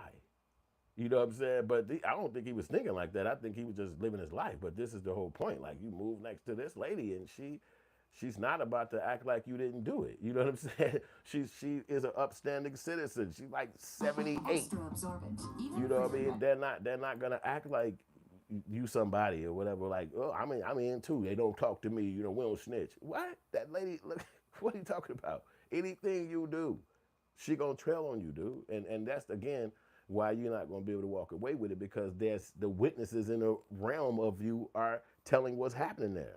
You ain't gotta be there. They all said, hey, and then at 2 o'clock, I seen somebody do this. Yeah, they're gonna canvass the neighborhood, and they're gonna talk to folks who do not care nothing about you. You could be a celebrity. Your ass gonna be, they gonna find out that day. Really? Oh, that's why I saw that? Yeah, they ain't gonna care. Let them talk about it right here. Let's get to it. Fernando Valley home. Arenas, along with several others, were arrested today. One of them, a suspected high-level member of an Israeli organized crime group. Arenas has already made his first court appearance, facing a judge this afternoon in downtown L.A. KTLA's Mary Beth McDade live in Encino with more. Mary Beth. Yeah, and Mike and Cher, as the hours wear on, I'm getting to read these court documents a little bit further. And so it appears that the illegal gaming up here at the Encino Mansion began back in September 2021 and then came to a screeching halt the night of July 19th, 2022. That's when the feds raided this Encino Mansion. And at the time, there were 26 high-stakes poker players inside, as well as a lot of staff that were made up of young women, chefs, valets, and security guards. You're asking me, I'm telling you. Former NBA All-Star turned podcaster Gilbert Arenas was allegedly running illegal high-stakes poker games out of his Encino mansion. Arenas, who the feds dubbed Agent Zero, and 7 others, including a suspected Israeli international crime boss and a West Hollywood lawyer, have been charged in a federal indictment. The former Washington Wizards player is accused of renting out his Encino mansion on Gable Drive for the illegal games, which were allegedly hosted by his co-conspirators. According to court documents, Arenas texted one of his co-conspirators this picture of a poker table in connection to the games, which allegedly took place from September 2021 to July 2022. A neighbor recalls seeing unusual activity and scantily clad women during that time frame. Well, just mostly people coming out at all hours of the night. Usually I'd see women coming out, maybe 1 or 2 or 3 in the morning and taking off with whomever in a car down the street. The alleged Israeli crime boss, Jenny Gershman, is accused of hiring young women who, in exchange for tips, served drinks, provided massages, and offered companionship to the poker players. The women were charged a tax, a percentage of their earnings from working the games. The more people you have who are willing to engage in stuff that's illegal or high risk puts us all in certain situations that we don't want to be in. Arenas and several of his co-defendants. So you see the neighbors that he got. Like, he brought a crib next to her. She a beauty queen. But you see, she would trick on you in 5 seconds. You do something. Imagine the news pulling up. She walking outside. They didn't even know she was coming, but she popping out like, hey, what y'all doing today? It was another news station out here earlier, and they came and they said, you want to be on the camera? I don't mind, because I saw what happened. This is who you living next to with your bougie dollars. And with her being on TV, she'll easily come to court and just say, let's tell us what you saw. Well, sometimes I would see, and then at 3 in the morning, and then most times it'd be, girl, what you doing up at 3 a.m.? But it's her business, it's her crib. She could be up at 3 a.m., but that's what the problem is right there. You know what I'm saying? Show some love, y'all. Send some donations over here to your boy. I appreciate the love. We're right over here at Black Outrage. We're going crazy. Razor said, how crazy to think that you can play poker for money in a house. I don't understand that either, man. Steve O'Stoner said they put 3 charges on you, so at least one gonna stick, and that's a fact. I agree with that too. Tyrell said I saw that mess. That lady straight shady. Yo, Tyrell, they they making Gilbert look like he was running the crime syndicate. Yeah, you couldn't see it because of the green screen, but he actually had a poker table that say Gilbert Arenas Poker. So come on, you literally ordered that and then gonna say you ain't a part of the indictment. Too much. You texted that to one of the people they indicted. You see how crazy that is. You could be like, it's my homie. I'm thinking about getting in the game. Nah, well, you figure it out in jail. And then maybe he could pay his way out. Maybe he go get Diddy lawyers and be like, I'm not putting myself in this. You know, I'm not going down like that, man. Where Diddy lawyers at? Ray just said it sounded like he got duped into hosting it. You get it? Now you understand what's you get it now? You understand how it work in the game? You the lame. So they basically like, yeah, dude want to be around us. So instead of putting it in what's the name crib this time, we just get dude to do it. And they be like, okay, cool, tell him. Hey, we need you to he be like, oh man, yeah, man, where's that? Okay, cool. I got that. He not thinking about he just want to be around. He want to be in. He want to be down. He Cassie. He just trying to be down with them. They around him like, yeah, then we gotta try to taking a talk. He like, what y'all be doing that? Oh man. We ain't do that where I was from. Man, we was at the game hooping. He like, man, telling everybody, boy, and then I got these dudes, boy, man, you should see, man, they be. He just excited to be around some people that he ain't really been around. He's not a black dude from some city. He ain't been around them kind of folks. So now they hit him up, game him, to doing a spot rent it, they do what they want to do. And he just got one job. He got one job. And what's his job? You could tell me right in the comment section if you understand what Gilbert Arenas' job was in that situation with those dudes. And I'll tell you in let's say 10 seconds, I'll tell you. All right, that's enough time. Don't ever come to the spot. That's it. Just don't ever pull up. Don't ever come over here. Don't visit it. Don't stop through. Don't come pull up in the garage. Don't pull up in the back. This is just something you're renting, but you don't really have to come over here and fix it. You could send a team of people to fix it. You just don't come over here. Never. And he thought that was good enough. But he found out, and this happened back in the day. 2001, it ended in 2002. So this probably was 10 months, a year that it went down, but they feeling like whoever, like you said, somebody would say they was trying to get another dude on something, and then was like, okay, well, we can't smack him on that. Let's just pop him over this gambling situation. But he the most famous person in the mix, so that's why it's known and there's a big old news about it, because otherwise, would nobody even know? And again, the reason why he's so known is because of the fact that he got the podcast. Because remember, he's been out the NBA for years. He's been out the NBA for freaking mad years. You know what I'm saying? But he's still in it. You know what I'm saying? So it's crazy. All right, let's get back to the message. I'll let that play for a second.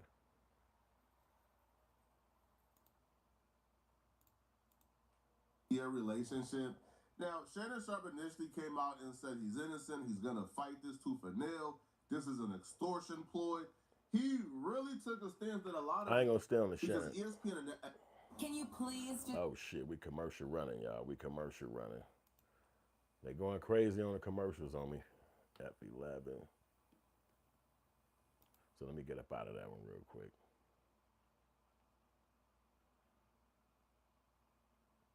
And I just click this brother, let him talk about it real quick. Wait a minute, is this some kind of video game or some shit? She was arrested today. He's being accused of running pause that one, because when they got the music playing, we're not going to play that because they always tweaking on YouTube about music in the background, which you'll understand that. You probably understand that already. So I'll let my man go. Chaz NBA, let's see what Chaz NBA got to say about it, but they're going to probably... Gilbert Arenas and 5 others, including a suspected high-level member of an Israeli transnational organized crime group, were arrested today after allegedly operating an illegal gambling business in which high-stakes poker games were played at a mansion Gil owned, to which Gilbert Arenas pleaded not guilty and was released on a $50K bond and posted this to his Instagram saying, "I'm back on the block like it's hot. This ain't got shit to do with me. Just rented the house, wasn't part of the festivities. Hashtag snitching Gil coming soon. Hashtag 51-0 the Mayweather." Yeah, we heard all that shit already. But anyway, man, I think I'm gonna dive up off of here and go and come up with some more shit. Wait a minute. Look like hold on. Before I go, I'm gonna hit y'all with a couple of shorts because I don't think I did that yet. So, All right, so check it out. Former NBA basketball player and host of the very popular Gil's Arena podcast, Gilbert Arenas, has been arrested by the feds in California for allegedly running an illegal gambling operation home in Encino in the San Fernando Valley of Los Angeles.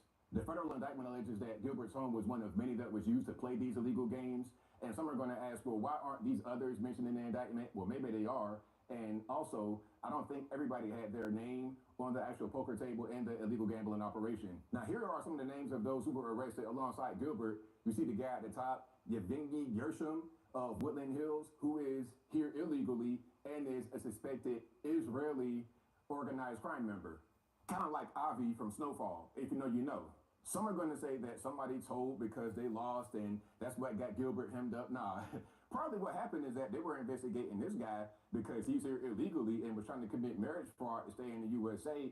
And during the investigation, they see him going to your house, Gilbert, and they see what's going on inside your house. Listen, they already know what's going on. They don't have to have nobody tell. They don't need no informants. They know what's going on. They see you before you even know they see you.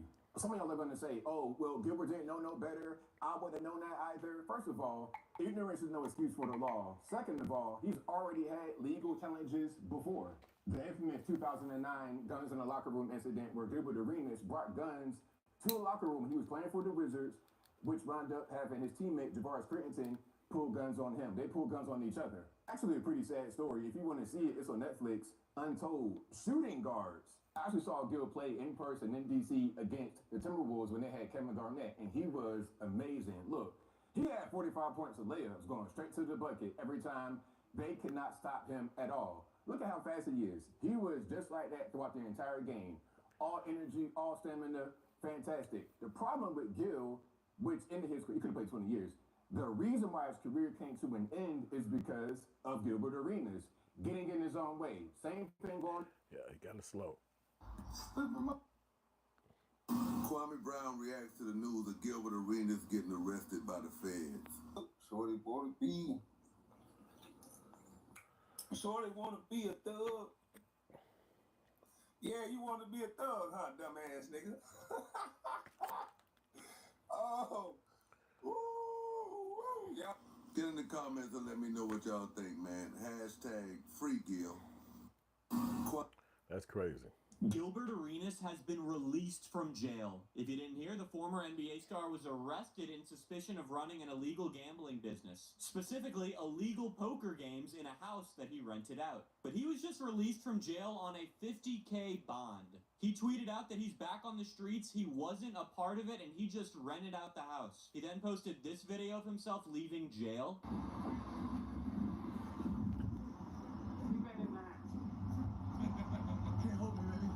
You can't hold me. Hello. And posted this meme.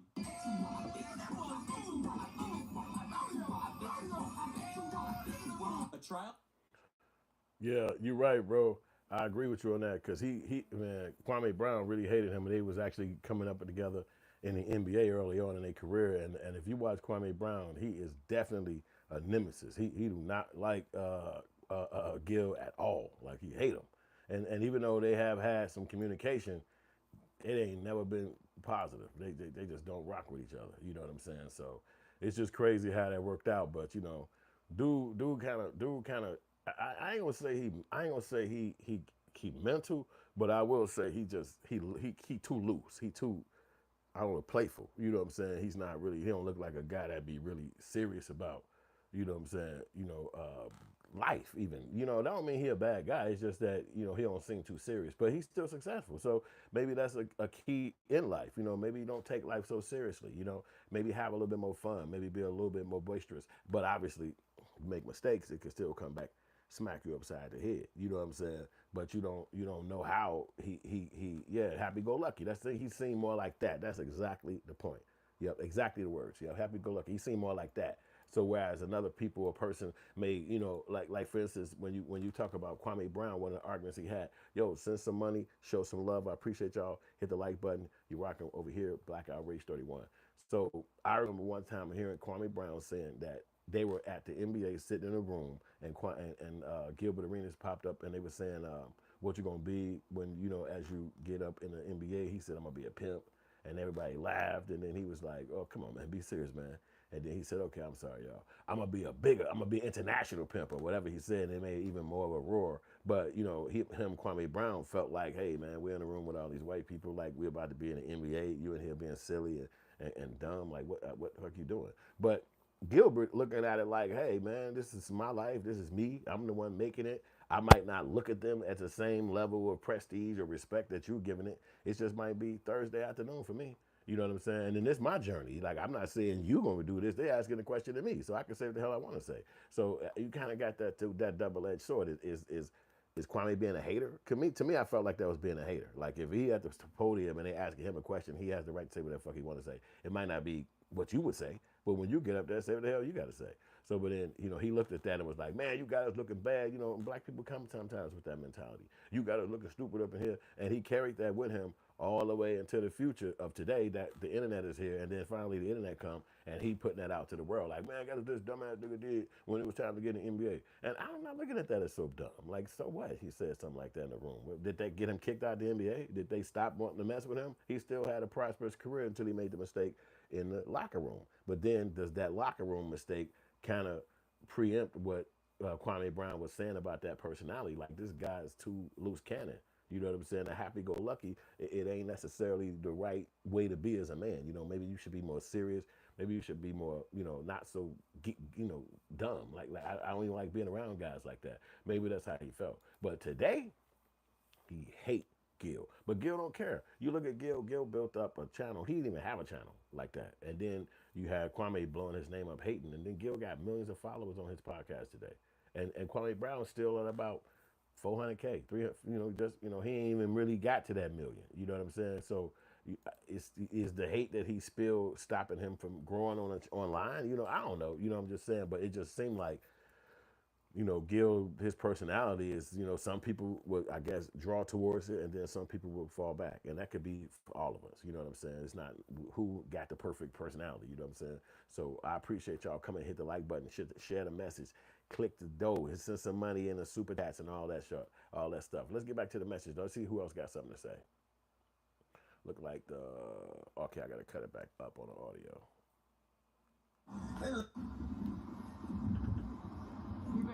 Oh, they just showing the same video. I'm gonna let you in on the secrets. I got. Yeah, all right. So that looked like that's the end of that. That looked like that's the end of that right there. We ain't got nothing but a little cat at the end. So we're at the end of the message. But I appreciate y'all rocking with us all the way this far into the video. Tyrell said, I think Steve O'Stoner said something too, so let's go with it. Steve O'Stoner said, "Everybody is entitled to their own experiences as human." And that's very true. And that's why I agree that, Kwame a little bit on the hating side when it comes to trying to dictate how another person experienced his life or how happy he is in some particular moment. It's like, if that had been me, I'm the kind of nigga that would probably said something like, "Man, why you hating? What shut your blah, blah, blah." But he like 7 foot, Kwame a big dude, so maybe you just be like, pipe down a little bit. You know what I'm saying? And then we got Tyrell V. He said, "Gilbert got some good attributes and defects, like we all do. He's not my cup of tea." Well, okay, and that's well put. You know what I'm saying? And like I said, when you hearing people diss somebody and then you get a chance to see them specifically on their channel, I ain't gonna say I rock with him 100%, but then I do fuck with his channel. You know what I'm saying? Like, if I'm gonna look at sports, I'm probably gonna look at Gil more than I look at all the smoke. Like they look kind of not so. I'm not vibing with them guys like that. You know what I'm saying? I'm not saying nothing wrong about them. I'm just saying that I'm not gonna watch them. I haven't watched their podcast, but if it's Gilbert and other dudes on there, I click to it. Maybe the funny part is a little bit more that get me going, but they might crack some jokes or something. I don't know. But the other guys, all the smoke guys, that's probably not my cup of tea. So it's different. And I don't watch ESPN at all. I mean, like zero. You know what I'm saying? And you already know why. But I don't watch that completely, absolutely at all. You know what I'm saying? But that being said, that's just my choice. You know what I'm saying? Because I'm not interested in that messaging and conversation. But you know, Gil got to get his stuff together because you see, he might go down. You know, we could play with it all we want to, but he actually might sit down. You know what I'm saying? Because when they come in, like you said, with 3-4 charges, you might could smack 2 of them upside the head, but you ain't smacking all 3. You see, they called Diddy. They gave him a 5-piece, and he left with 2. You know what I'm saying? So they know what they doing when they charging you. You know what I'm saying? Then they probably even looking at your financial money and know how you gonna pay for lawyers. I mean, come on, these people smart, man. They not just driving reckless because they feel like it. You know what I'm saying? They driving reckless because they think it's a spot for you in a prison somewhere in America. Now, it's your job to not land there, but it's not going to possibly work for you. Let me see what this last guy got to say. This Marcellus Wallace, let's go. He used to be in the NFL. All right, a lot going on here. Obviously, Gilbert Arenas, big time in the independent space. We all know Agent Zero, but also my dog, my homie. Respect to Gilbert Arenas and the family as we got to read through this and do our job, which is talk about the details of what's really going on. And as we read through this, let me tell y'all one thing. Yeah, that part. Okay, so before we do all that, make sure you guys support this channel by liking and subscribing. Make sure you leave your email at Let's get to the message. An Israeli transnational organized crime group. Could you have a worse first sentence? Were arrested today on a federal indictment alleging they operated an illegal gambling business in which high-stakes poker games were played at an We know that already. Poker games. Oh, fat. Porker. At Arenas' direction, Arthur Katz, 51 of West Hollywood, staged the mansion to host the games, found co-conspirators to host the games, and collected rent from the co-conspirators on Arenas' behalf. What the fuck? Damn. Look, I'm just trying to draw it up the best way. Look. Boy, they smoking you, nigga. You collecting rent from the people who come there to rent the spot to do poker. Dude, that's Rico. You going down. He running out that spot like, they can't cope, man. Boy, you finna sit down. Now, you got to get the best lawyers. They talking about some, dude, them trick. How would they know this? How would they even know, man, come on. He going down. He going down. How would they even know this? They tricked on you, boy. They spent you.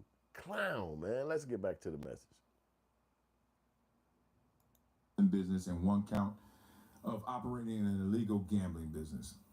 Man, the conspiracy part always, ooh, you already know. Their initial appearances and arraignments are scheduled for this afternoon in September. So for almost a year, let's say 10 months, they ran an illegal gambling business 3 years ago. And now they unsealing this indictment and arresting them today. Wow. Arenas rented out an Encino mansion owned for the purpose of hosting high-stakes illegal poker games. Oh, fat porker. At Arenas' direction, Arthur Katz, 51 of West Hollywood, staged the mansion to host the games, found co-conspirators to host the games, absolve him of anything, but let's talk through this. So Gershman, Tereski, Austria, and Cohen managed illegal pot limit Omaha poker games, among other illegal games, at the Encino Mansion, collected a rake, a fee the house charged from each pot, either as a percentage or a fixed amount per hand, and invited players to compete. All right, so far we get it. Gershman hired young women who, in exchange for tips, served drinks, provided massages, and offered companionship to the poker players. Now where my boy Tyrell V at, because now we get to the part where we covering up for the guys who there because they not black. They're going to say companionship. Did they use the word companionship one time in Diddy trial? One time did you hear the word on any news network? Did you hear the word companionship one time when it came to Diddy? Not one time did no news person say that. They used the word prostitute. Yep, you know it. That's what they said. They said prostitution. So that's what he was doing. That's what he was bringing home. Now you telling me that these people were companions and hostesses. What are they saying? Like why is everybody so smooth and got real professional jobs and all? Even though you said this is illegal poker, illegal, but when it comes to the girls, they bougie words. Like what? No, call them what they are. Prostitutes. That's what they operated as in this particular situation. So why they giving them these sweet names and making them sound like they was just falling into getting a tip? And when you know what tips are at? At a strip club, because they call that legal. So now all of a sudden they getting tips and it's like, oh, we were just help outs. We're companions. We provided massages. What did you only use? Oh, I ain't even say it. Let's get For to it. tips, served drinks, provided massages, and offered companionship to the poker players. That sentence right there sounds like, as they say in politics, elastic language. That means you can stretch that so many different ways. Young women, so young, they already trying to slant us with the language. It can just be Gershman hired women, young. That makes us think a certain way. Come on. These 50-year-old dudes hiring, and all the people over there gambling, probably in their age range, and the next thing you know, some young girls come in here, and they ain't even getting paid salary or nothing. They getting tips. Serve drinks, provided massages. You would think it stops there. And offer companionship? What does that mean? You already know Watch. it. You already know what the fuck I that don't want to means. read You this. already know what that means. That's exactly my point. So you trying to say you had nothing with the idea of knowing that these girls was coming at that boy about to be cooked. Cooked like a chicken wing. You ain't finna play with these people, boy. Not at all. Ships to players and pay employees. Gershman, an Israeli citizen, also is charged along with Valentina Kojakari, 35 of Woodland Hills, with 3 additional let me just say this because I may forget. They said that every count that Gilbert has, you face up to 5 years, and he has 3 counts. So that's up to 15 years for Gil. All right, let's keep reading. With 3 additional counts, conspiracy to commit marriage fraud. So you think you know Wicks? Damn. So he got a smooth. He's smoothing up with some dudes. The dude ain't even American. Like, what is this nigga doing?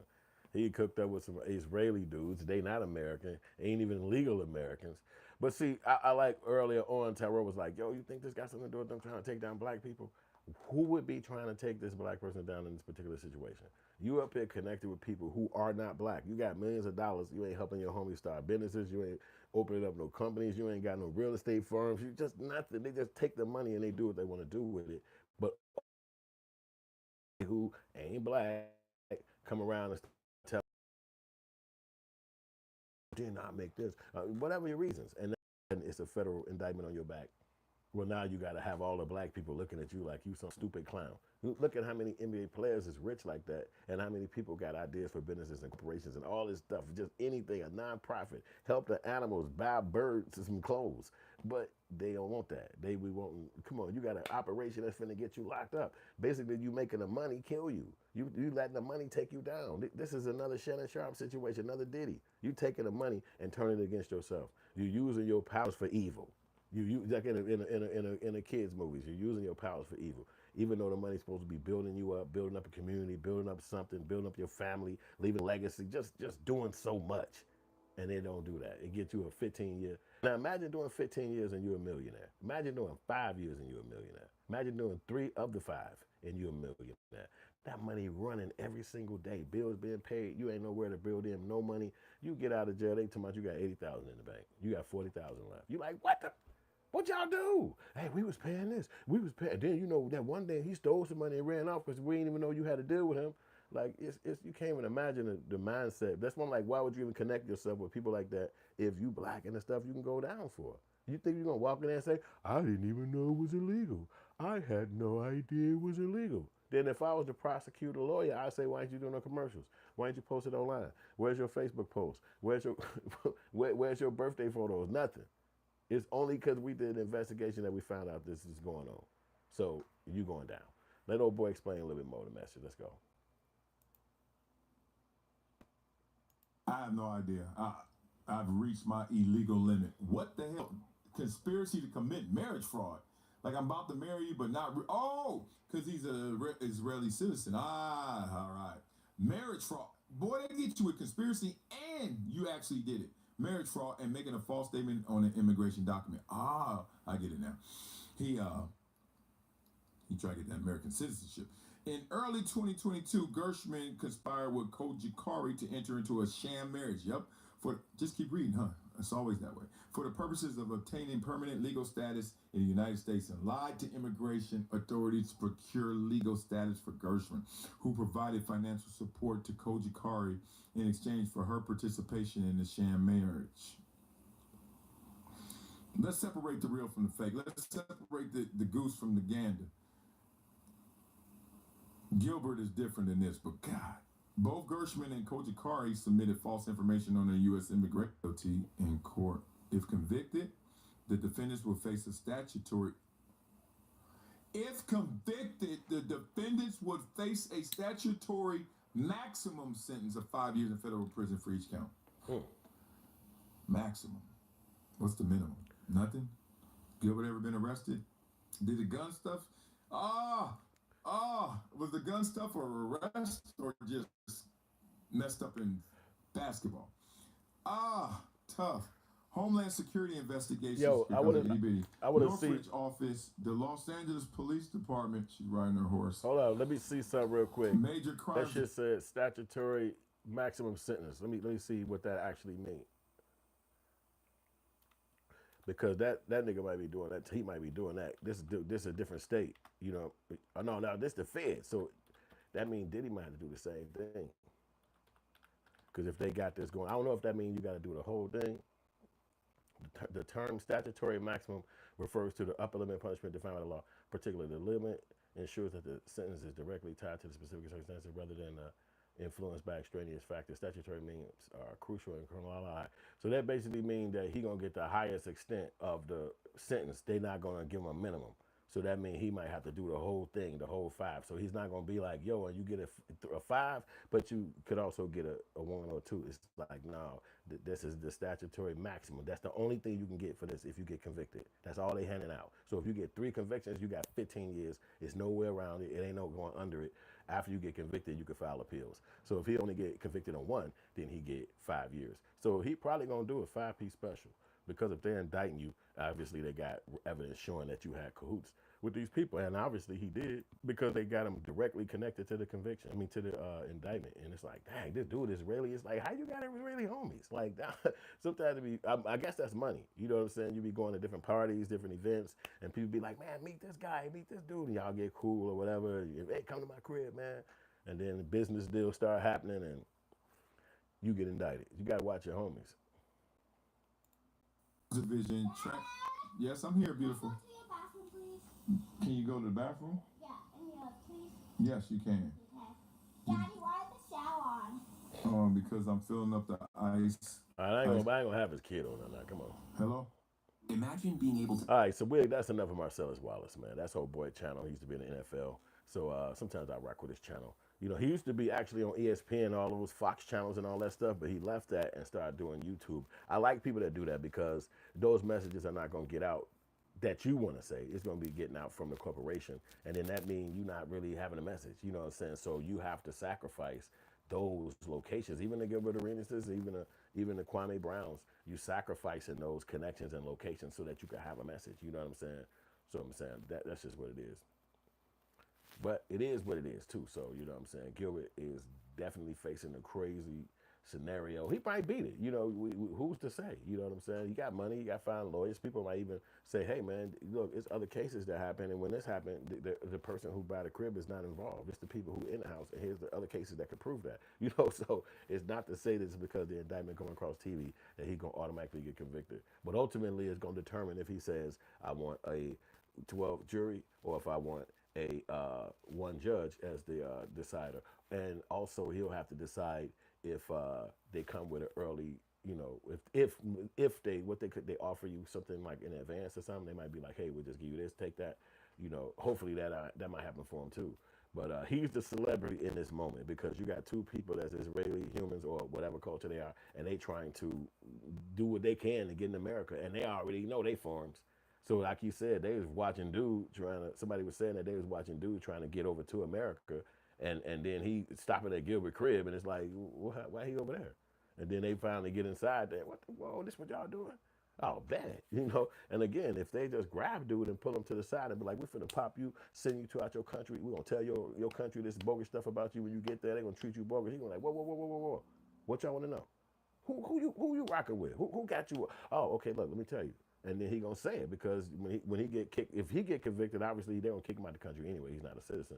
So wherever they sending him to, back to where he from, he ain't trying to be there. You know what I'm saying? He probably ain't got no money. It's probably war torn. It's probably whatever the hell. He trying to be over here. So getting caught by the feds, you know he gone. So that's probably why they found out everything, because he like, look, man, let me just stay a couple of weeks, man. I'll tell you everything y'all need to know. So it's crazy like that, man. So that's the end of the podcast. I appreciate y'all coming this far, rocking with us. Y'all gave money today. Y'all show love. Y'all hit the like button. Y'all messaged me crazy. We read them all too. We tried to read all the messages. And I appreciate that. So after the podcast, you'll see the playlist pop up at the top where you can actually watch all of the Black Outrage shows. And at the bottom, you'll be able to hit the little fan page, become a member, where we got all the perks going on and everything rocking over here. We appreciate y'all coming to check us out. And we got a new show coming up. It might be one later on today, but it's definitely going to be one tomorrow. And I appreciate y'all again. Have a good day.